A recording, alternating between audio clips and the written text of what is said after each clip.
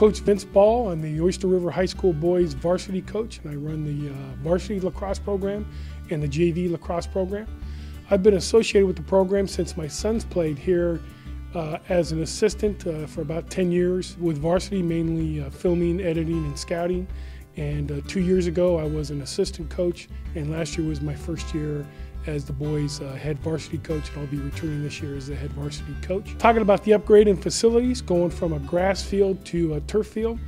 The lacrosse season in New England is notoriously short anyway, just because of the winter and the snow. We generally try to start up in February, and I have 50 young men in the program, about 25 varsity players and about 25 JV players. And in February and March, because our current grass field is closed because it's under snow and they can't plow or prepare that field like they can a turf field, we're inside playing in a basketball court. So we typically like to practice the JV for 2 hours, the varsity for 2 hours. We get the gym for about an hour and a half. The gym is only about 1/2 the size of a lacrosse field. I get half the time, half the space for twice the kids. So my first 2 months is in a gym or in a parking lot. Lacrosse is a contact sport. It's the fastest sport on 2 feet.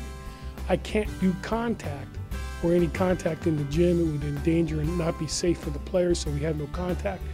The other large component of lacrosse is ground balls. There's about 80 to 90 ground balls in a game, and historically the team that wins ground balls is the team that wins the game. We can't practice for ground balls in the gym. We would tear apart the gym floor. We can't practice for ground balls in parking lots. We tear apart our kids and the equipment. So the first 2 months of our season, we're practicing about 1/8 the amount of time we need, and we can only practice about half our skills. Moving to a turf field allows me to begin practice in February when the field's cleared for us, because you can clear a turf field. Allows me to get my 4 hours of practice a day, 6 days a week for all 50 guys, and allows me to practice all 50 to get prepared for the season.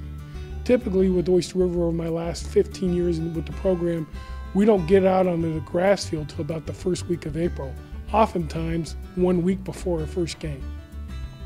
So you can imagine in your job, if the first 2 months of your job, you actually couldn't do it because you couldn't go to work, only 1/8 of the time, and that's the challenge that we have in lacrosse.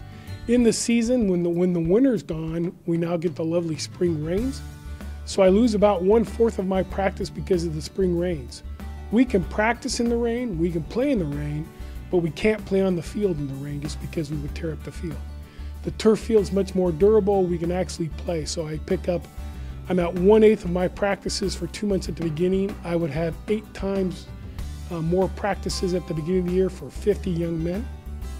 And in the season, I would pick up about 25% more practices because of the rain, but being able to practice in rainy conditions on wet field conditions. So the upgrade in facilities allows me a substantially better program the first 2 months as well as throughout the year. I've been a resident of Durham for 15 years. I moved here from Denver. One of the reasons why we picked this and one of the reasons why we look for things are the facilities of a school.